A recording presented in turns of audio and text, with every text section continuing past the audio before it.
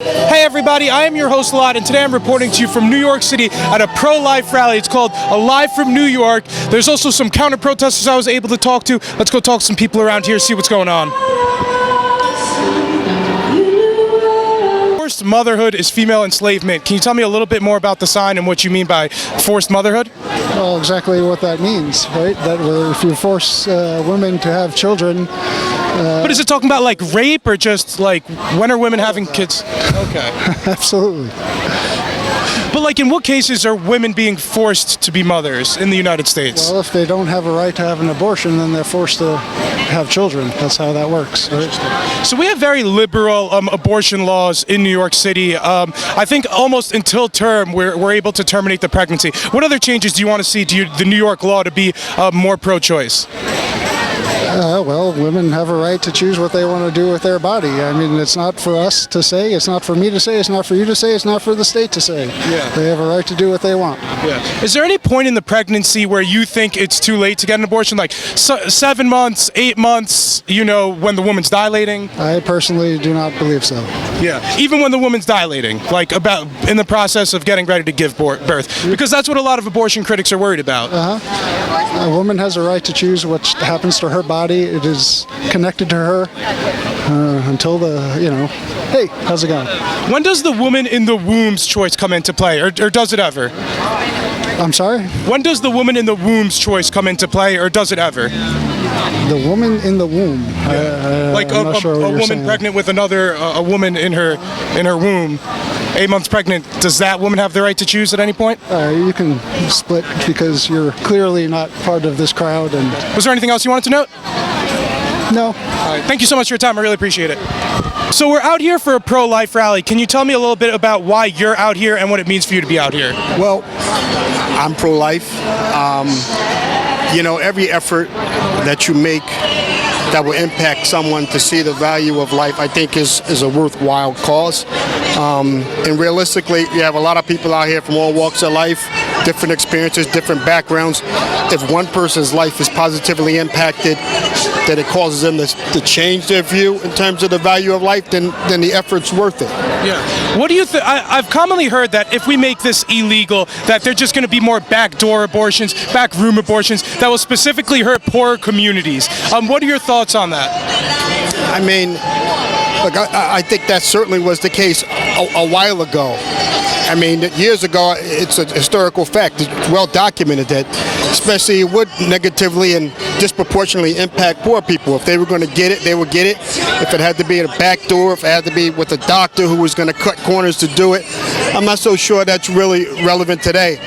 If it is an issue, I don't know if that's the prevalent issue today. This is really an issue of trying to convince people to see there's a value of life. When you start to devalue life, then I think it starts to impact other parts of society beyond abortion. Yeah. I mean, this is pro-life, but you can see when a person has a devalue of life, it impacts into other parts of the society. I wanted to follow up on that. So a disproportionate amount of babies that are aborted are of color, of babies of color. What do you think about that? Is that an issue specifically?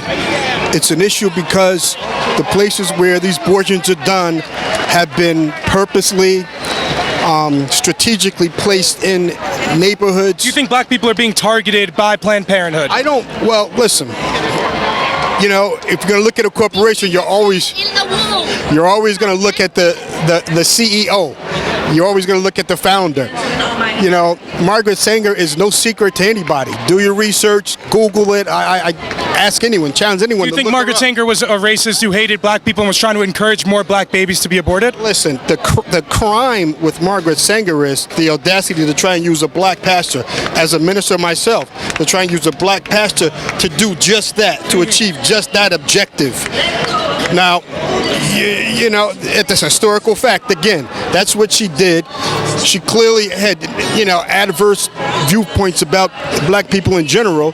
Whether she thought we should be able to procreate and whether she thought we would be able to properly raise kids are all issues of debate. But there's a lot of information out there about Margaret Sanger and her viewpoints. I wanted to follow up. So who are your leaders here, and is Trump necessarily a pro-life president? I think Trump is a president who has pretty much come out and said he is for life. But whether he's a pro-life or not, look, it's not so much in titles. I look at your deeds as opposed to what you say. So what has he done? I think what he's done in terms of moving, Israel and where the capital is a huge issue. But is that helping with the pro-life issue? I understand he's encouraged some judges. He's put some judges in the courts that are leaning more pro-life. But still, as we're seeing in New York City, if anything, the laws are just becoming more in favor of the pro-choicers. Well, I mean, listen.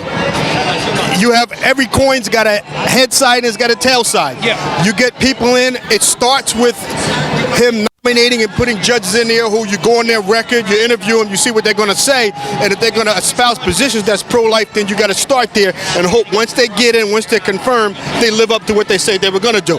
That doesn't mean you're not going to have people at the local level. That doesn't mean you're not going to have others who pro-abort. Yeah. And listen, I appreciate the fact that if you're going to stand for something and you back that up. Sure. Doesn't mean you got to believe me. I'm standing out here because someone may want to talk who doesn't necessarily have a microphone and say, why do you stand up? Why do you believe this? I have... And you want to have those conversations. Absolutely. I appreciate that. Listen, one-on-one, it's good to have ceremonies like this where someone will speak and talk to the masses.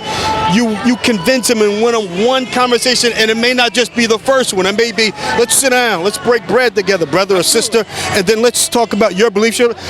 Whether you're Muslim, whether you're Hindu, whether you're black or white. In the Middle East, all the countries there, Iran, Saudi Arabia, Jordan, they don't abort their babies. There are some of the most pro-life regimes on the whole country. So I just think there's some interesting dissidence there with that. But to finish up, was there anything else that you want to say? And could you also tell me a little bit about NCIS and what it stands for? NCIS is, our church is New Calvary Baptist Church in Montclair, New Jersey. My pastor is around somewhere. He's probably trying to still find parking. His wife is here with the short lady with the black on with the glasses.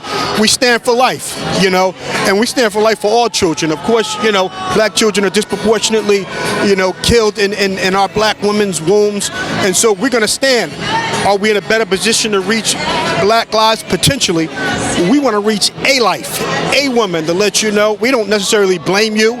Our government and our society has set it up so it's easy for you to do, and there's obviously an encouragement for you to do, but there are alternatives, and these children will be loved. Absolutely. Thank you so much for your time, sir. I appreciate it.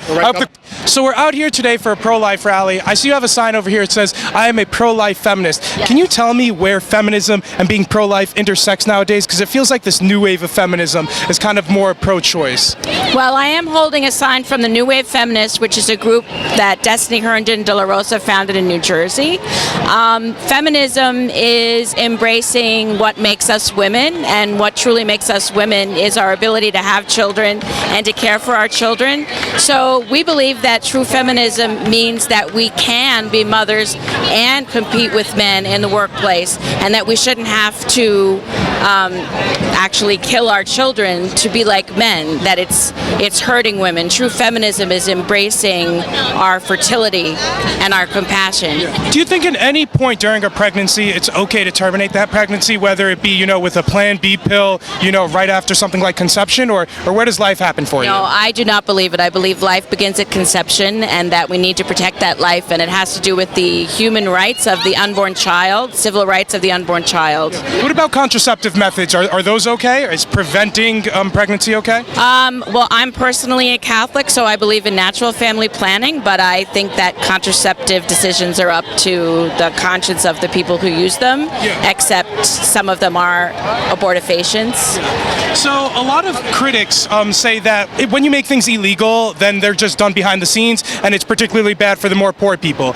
So if abortion was illegal, it would still happen behind the scenes, maybe in lesser numbers, but it would still happen. How could we deal with those people, and what should the repercussions be if abortion was illegal and people still had them on the black market? Well, the truth is, when it was illegal, the numbers about how many women died, that was a fabrication. So what's happening now is, because it's such a big business, as with any big business, there's a lot of corruption and there's a lot of cutting corners. So actually, poor women are really being harmed now in legal abortions. And the pro-abortion movement is so extreme that when we try to say let's compromise on really good health, really good safety conditions in clinics, they don't go for that. So, and also, you say, well, poor women can get abortions, but actually we're encouraging poor people to kill their children. So we're, in a sense, Margaret Sanger, who started Planned Parenthood, was racist, and she thought poor people shouldn't breathe. So there is that kind of no, what we need to do is look at the root causes of poverty and the root causes why women feel desperate to get an abortion and help them. Yeah. I wanted to follow up on that part. So a large percent of the people who do get abortions are women of color. Do you think there's a reason for that? Why do you think that is? And is that a problem specifically? I do think it's a problem. Planned Parenthood's history has a bad history of being bigoted against African Americans, and she actually didn't think that they should breed, nor should Italians actually. Most Planned Parenthood clinics are in poor areas, and because pro-life needs to have great health clinics to show women that they have other choices. I think a lot of people feel that that's their only choice. And in New York City, I think there are more abortions in the African American community than live births, and that's a terrible. Yes. Now, how is that not a problem? It sounds like a problem. I wanted to follow up with that. Was there anything else that you wanted to note? Just that it's wonderful to be here today in New York City, because I think that because Governor Cuomo passed this extremely radical bill, and not only passed it, but high-fived and shouted in joy and then lighted the Freedom Tower pink. The Freedom Tower belongs to America, not just New York. Yeah. And I think he overstepped, and I think it's great that people from all over the country came to New York to say, this is not what we want. We don't want to infanticide. What do you think about the coverage of pro-lifers in the legacy media? It's horrible. The media does not cover. I'll be very interested to see what they cover today. I was just I was at the March for Life. They barely covered it. There were thousands of people. It's the biggest rally I've ever been to. Of people. Biggest rally I've been to. No media coverage. No media. The city knows. They tell all the office buildings, it's March for Life. You're going to have this. You've seen it. Young people take over Union Station. There might be a little story in the B section, so it's insane. And just today, they had a press conference, Planned Parenthood and Lady Parts Justice League, and my colleagues and I were just standing with these signs, and the photographers would take a picture of them, and she took a picture of me, but then she winked at the other guy I'm not going to use it. And they wouldn't even talk to us. Yeah. And we were, there having free speech, giving our speech. Yeah. So it's very disheartening. But, lives are saved one person at a time, and all these people out here are celebrating life, and that's what it's about. It's about reaching out person to person. Absolutely. So, thank you so much for your time. I really appreciate it. You're welcome. Do you think Planned Parenthood is targeting the community of color? Of course they're a targeted community. Look at Margaret Sanger, who started Planned Parenthood. I mean, she was a big supporter of the KKK, for crying out loud. She said the reason why she started Planned Parenthood because blacks were growing like weeds and had to be cut. So now that same woman has started Planned Parenthood, and Planned Parenthood is in more inner cities right now than anywhere in the country. So when they passed that bill up north, what do you think happened? Margaret Sanger was still alive, she'd be clapping, saying ovation, along with the senators up there in Congress that passed the bill here for the late-term abortion. So definitely. Yeah, and I also know a lot of black leaders were pro-life. Could you run through? I believe MLK was pro-life. But what does it mean for those influential figures and for these communities to go back and really embrace those thoughts? I mean, it's very important. That's what's so important to me, going back to conservatism, because conservatism is based on traditional family values. Martin Luther King represented that. Christian, he was a pastor, for crying out loud. I mean, he was based on, mother, father, raising the kids, taking care of family, traditional family values. So it's very important to me for blacks to understand that, and that's why it's embracing conservatism is important, because then when you're embracing conservatism, you're going to embrace the traditional family values. So that's what's important about that. I don't have a lot of confidence in the government making things illegal. They don't do a good job with their war on drugs. They don't do a good job with a lot of different things that they try to do. So I know if we made abortion illegal, we'd have to try to enforce it in some way. How would we enforce it? Abortions would still happen on the black market. What should we do about that? What should those penalties be? How should we stop that? Oh, that's a very good question, to be honest with you. I mean, anything dark web related, jail time, felony. I mean, that's just... And the doctors who do it. So let's say it becomes illegal and doctors are still performing them. Should those doctors go to jail? Yeah, definitely. You're not too high to break the law. I'm sorry, doctor or not. If this is the new law, and you decide, hey, I'm just trying to help, you're not trying to help anybody. You're breaking the law. If these women really need help, there's ways for them to get help, and that's what we need to resort back to. Is hey, for one, maybe not try having sex when you're 16 years old. How about that? Go back to those days a little bit. And just also use protection if you are, and there's other ways to avoid going to the abortion route. I want to follow up with you on that contraceptives part. Do you think teaching children to use contraceptives is a good way to help prevent unplanned pregnancies, which will in turn help prevent abortions from occurring? Yeah, I mean, I spoke to some people earlier about that. A lot of people are also against contraceptives, and it just seemed a little bit backwards to me trying to understand why we're against contraceptives, but we're also against abortions happening, and they're kind of linked. No, I'm not against contraceptives. You know what I mean? Because there's people of all ages use contraceptives. I'm not against that, but I am against putting sexual imagery in a young child's head at too young of an age. You know what I mean? But you should talk about, of course, sex in like 13, 14-year-old, middle school. Start talking about, just the basics, slowly put it on there. But no, don't, these young children out here, man, they're already putting the sex imagery in their head at a young age. That's wrong. Anything else you want to note? Check me out, Conservative in New York on YouTube. Everybody out there, big support my man Elad here. This is a good man right here, man. He does equally fair, balanced questioning here. So don't hate on this man. He's doing a good job. Thank you so much for your time. I really appreciate it. Elad, So I see you have a sign over here. It says MAGA and the Queens. That's who we are. That's our organization. .com. And then we also have Students for Life. I am the pro-life generation. Could you tell me a little bit about why you're pro-Trump, why you're pro-life, and how those intersect together and what Trump's doing to help? The unborn needs to be protected, and they need a voice. They have no voice. These liberals, Democrats want to kill these babies in the womb. No way. We are told by God to protect the innocent. These babies are innocent. It's not their fault. Why do you want to kill them? They have every right to live, and a constitutional right to live in this country like anybody else. Our Constitution protects them in the womb. It is written in there, the posterity. Posterity is our future generations. You are not allowed to kill. Thou shalt not kill. What is the matter with these lunatic people? Are you crazy? Killing a baby in a womb? Are you crazy? So I wanted to follow up there. Many critics say if we make abortion illegal, people will just have them off the market, and it'll particularly hurt people of color and poorer people who couldn't afford to go elsewhere to get these abortions done. What do you think we should do to combat that? And what should we do to people who do decide to get abortions that are illegal? What we need to do is we need to have a curriculum in the school being taught of abstinence, just like they preach in the church. Abstinence. Wait, separation of church and state. Do you not believe in separation of church and state? Yeah, well, there to a degree, it has to be together. You have to have moral values. You have to have some type of moral integrity to show, and be able to control your human urges and things like that. Things need to be taught. They're being taught now, it's okay to use a condom. It's okay. Wait, so are you against contraceptives too? Well, basically the Catholic Church is. Contraceptives, okay, abortions and pregnancy have gone up. They have not gone down. There's a lot of reasons that abortions and pregnancies have gone up. I'm not saying that that's either completely the issue or completely not. Children, okay, because before they were teaching in schools about abstinence and respect for their own life, their own as a woman. Sure. Okay, now they're not teaching. They're just saying. Do you think we should separate church and state with religious beliefs from what we teach in publicly funded schools? You know what? Why is school teaching things that have nothing to do with reading, math? Like what? Okay, schools should just teach not morality.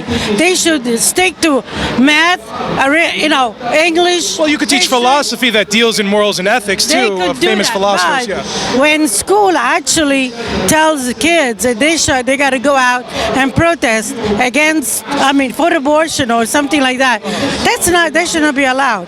Schools have to stay out of teaching kids what to do with sex. Do you think schools are indoctrinating kids to think that abortion is a good thing? Yes. Actually, Planned Parenthood wants to put their office in every schools. They want to start going in the elementary schools to tell kids that, it's okay, to have abortions. It's weird because kids are so young. It's almost like they're hitting the wrong demographic. But when you think about it, what the fascism and Nazism do, they took the young kids. They knew. You take somebody that's very young, you can indoctrinate them to anything you want. So what is Planned Parenthood doing now? They want to go in the elementary to do what? All right, to I don't know if I indoctrinate like using fascists and I don't Nazis mean- as an I example. understand. No, I because do. we have I'm Islamists sorry. who are extremely pro-life. Like all the people in the Middle East are extremely pro-life. People in Saudi Arabia aren't getting abortions. People in Iran aren't getting abortions. But So you there's know just an what? interesting dichotomy there. So there is also an agenda. Sure. You have to understand, when you have an agenda, they're going against Christians, specifically Christians. So that's what If you think the kill- Planned Parenthood is against specifically Christianity? Yes. Against Christianity, against black people, against brown people, against Jews. Well, what if somebody's not ready to be a mother? Let's say there's a 16-year-old girl, and I mean, she had sex and she got pregnant. Some may consider that a sin, some may not. She got pregnant. What should she do at that But point? it's a human life. No, but let's talk about it. So that was the situation. What do you think? 16-year-old. Yeah. Why? In the Middle East, kids get No, married here, even before that. Absolutely, but So why let's is not it compare that- ourselves to the people in the Middle East. I understand. In the United States. But what I'm saying is, The sisters of life. we have the Sisters of Life that help people from all ages, and anybody can find help. Because actually, there's so many people that are looking to have a baby and they can't. But there are a lot of poor people who, 16-year-old poor people, they get pregnant, they think, I can't give this child a quality, one second, But that's I can't because give this they're child the quality of life that it deserves. That's what Planned Parenthood is doing to indoctrinate people that, oh, if you're poor, you know, in order to elevate yourself, you have to have an abortion. That's nonsense. Okay, it doesn't work. Okay, you'd never get out of poverty by just killing your child.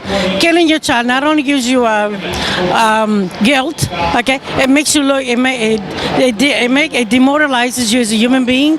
Okay, when you think about it, that's a child inside of you. Absolutely. It's a human being. I wanted to follow up and ask, so around half the people that are aborted are black children. It's black children, and it almost seems like that's the community that is most affected by Planned Parenthood, and that's where most of the abortions are coming from. Well, Do you think they target the black community, and do you think it's a problem that so many black babies Where do you see specifically? Planned Parenthood mostly.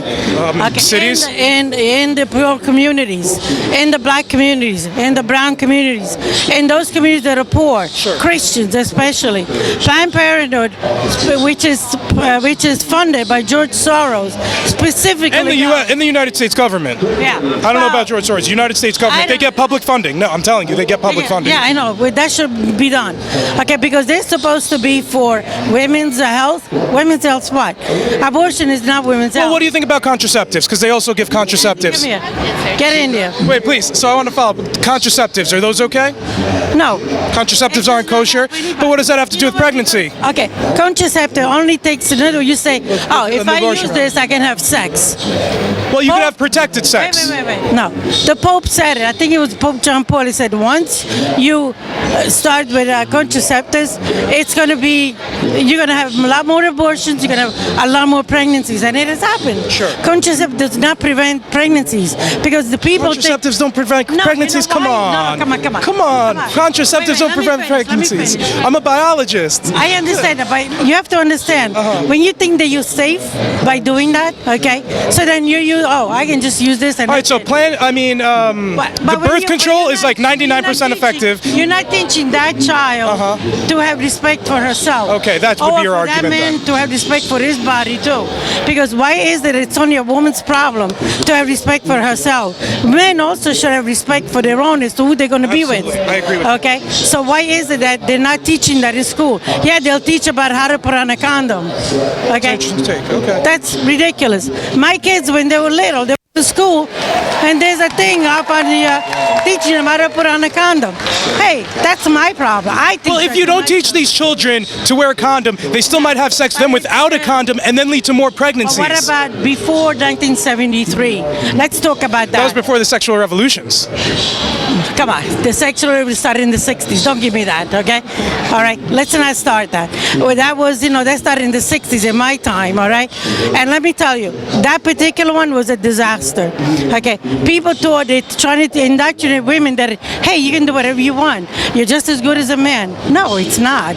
Because the men's act and the women's act are two different things, okay? It's like I'm stabbing you. You're the one that's receiving the stab while I'm stabbing you, okay? It's not the same thing. You understand? You're the one that gets hurt, not me. As a woman, I'm the one who gets hurt. You're not respecting me as a human being. But you as a man, you're saying, well, you're equal like me. You can do whatever you want. Yeah, until I get pregnant. And then what? Where are you? Well, it depends on the man, but unfortunately, in more cases than not, most men are pushing up for abortion because they don't want abortion. They don't want to have the responsibility. Okay? It's an interesting dichotomy because I was speaking to somebody earlier at the protest against the pro-lifers, and there was a sign that said they were against women being forced to be mothers. So that's just what the other side thinks. They think that taking away the right to an abortion is forcing women to have children. Yeah. You know what? But before 1973, women had respect for their body, for themselves, for as human beings. Right now, a woman is nothing more. They think that they're liberated. But you know what? A woman right now is just a point of pleasure for a man. That's all it is. You think women are objectified more than anything? And you think that the pro-choicers are helping in dealing in women being objectified like that? When it comes to women's liberation, okay, I started that before these other women started. In my generation, a woman respected herself. She took care of the kids. She took care of herself. She dressed right. She did all the things. She took care of her husband, the family, and you know what? Humanity was good for it. I see you guys have some interesting signs. Here it says, "From my mother's womb, you have been my God." Could you guys tell me a little bit more about why you're out here and what it means for you to be out here? Definitely. I think everybody has a choice in their life. There's either you're going to choose life and blessing or death and cursing. Joshua, before all of Israel, before they went into the promised land, he said, Israel, choose today whether you're going to choose life and blessing or cursing and death. And he said, but as for me and my house, we shall serve the Lord. And so we're really standing here for the God of Israel, for the God of the Bible, the God of Jews, and the God of Gentiles through the Messiah, Jesus Christ. For a lot of practical purposes, people say that there are troubling situations where women happen to get pregnant, maybe out of wedlock. I know we have a single motherhood problem in the United States. What do you say about people who say, hey, we need to have some abortions be permissible? I'll tell you this, 2 wrongs don't make a right. You know, I'm going to stand on one thing. Abortion is murder. That's it. That's it. The complications and things happen like that. I mean, if you're going to call it a medical procedure, this and this and this, I don't know. But I don't know why you have to, I don't know. I really don't know the situation. In every single situation, I don't know. But definitely abortion is murder. You're killing a fetus that has life. Is there any point in pregnancy where you think it's okay? No. Maybe, like, what about even plan B? That's after the egg is fertilized, but the uterine lining inside the woman is still shed. Yeah, that's still life. Okay, so yeah, the zygote is life, man. The egg is by itself. The woman has a period. It gets washed away, whatever. Nightly ejaculations with men, whatever, that gets washed away. Sure. But when an egg is fertilized, that's life. Now let's say, I know I'm getting a little bit into the details right now, but let's say it's fertilized outside of the womb, like a test tube baby, perhaps. Would getting rid of those test tube babies also be wrong? You know what? You could put two chromosomes together. You could put 2 tissues together, but only God gives life. Sure. And it's not by God's hand. I mean, it's not by man's hand that life was given. And it shouldn't be by man's hand that life is taken. Am I right? So if we believe that has life given from God, who are we to take that away from this place? Sure. So now many people who have trouble conceiving try to get multiple zygotes that are eventually implanted. Some of those zygotes are kept. What should we do with those zygotes that aren't used? Choose life. So for all those zygotes that people make, you guys think should have to be used? Choose life, man. Choose life. God loves babies. If you read the other side, actually right here. Yeah, right here. Behold, children are a gift of the Lord. The fruit of the womb is a reward. So children are a blessing. It's like if I came up to you and gave you like $100, you're like, well, the only rational thing is to burn it, is to destroy it. No, you're gonna say, I know what to do with it. I'm gonna praise God. I'm gonna use the money or whatever. And children are a blessing. It's a reward. It's a gift from God. And so if we actually start thinking about children are actually a blessing, God's favor, God's blessing, God's love to us. If we start perceiving children differently than what we see them right now, I think we're going to have a different value system. Absolutely. So in New York City, we have some of the most liberal abortion laws. Almost until the point of when a woman gives birth, you could find a reason to have an abortion. Who do you support and who do you want to see actually make changes to help bring back maybe some common sense abortion reform? Like, who are your candidates here? Who are your leaders? Everybody. I mean, is like Trump your leader? Because some of this stuff has been happening under Trump's watch. Is he a particularly pro-life president? I do believe so. So what has he done to make you think that? I don't know. He defunded Planned Parenthood. I think he did, didn't he? I don't know. Did he keep up with the times? Didn't he? I don't. It's definitely not completely defunded, and especially in some liberal states, if anything, the funding's only increased. We do see some things with judges he's put in, like we have Kavanaugh, who's known as a pro-life candidate. But what do you think about those people? I definitely support pro-life, and the people that share my values, I definitely resonate with them. Yeah. Is there anything else you wanted to note? I just wanted to say that Jesus loves you. We're not here to hate. We're not here to steal, kill, or destroy. We're here to say that we love you. Mothers that have difficult situations, we love you. We want the best for you and for your child. So choose life. We love you. God bless you in Jesus' name. Thank you so much for your time. I really appreciate it. Hey everybody, thank you guys so much for tuning into another episode. Let me know down in the comments what you thought about the interviews I was able to have. This is your first time here, guys. Please be sure to like, comment, and subscribe. Until next time, stay barely informed.